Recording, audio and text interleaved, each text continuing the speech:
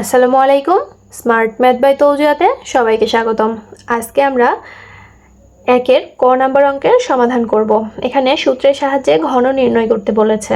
এখানে যেহেতু প্লাস চিহ্ন আছে, কাজে আমরা প্লাসের সূত্রটা ব্যবহার করব। আমরা ঘনর ক্ষেত্রে a plus B whole cube এই সূত্রটা আমরা পড়েছিলাম।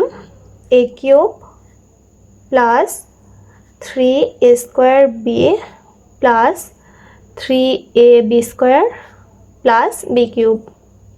তো আমরা এই সূত্রটা প্রয়োগ করব। এখানে 2x square plus 3y square, যেহেতু ঘন করতে হবে ঘন চিহ্ন দিয়ে নিলাম।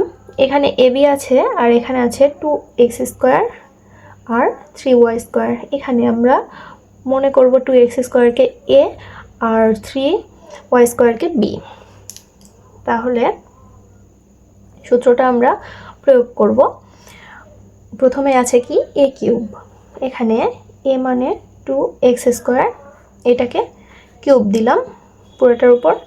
এবার প্লাস সূত্রের 3 ইন্টু a স্কোয়ার, এখানে a মানে কি 2x স্কোয়ার, এটার উপর পুরোটার উপর স্কোয়ার।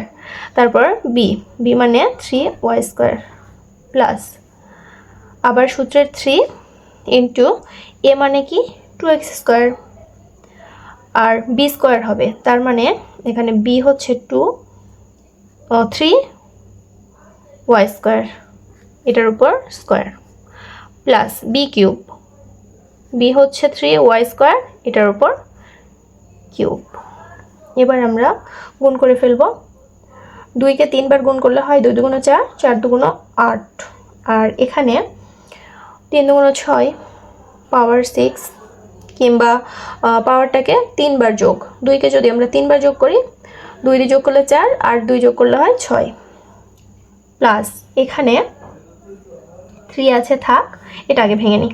2 দুগুণ 4, এখানে x 4 into 3y square plus এখানেও আগে স্কোয়ারটা ভাঙবো, তাহলে 3 3কে 9 হবে, y 4 হবে প্লাস এখানে 3 3কে 9, 3 9 27 27, y 6 ইকুয়াল 8x 6 প্লাস এবার সবগুলো গুণ করব।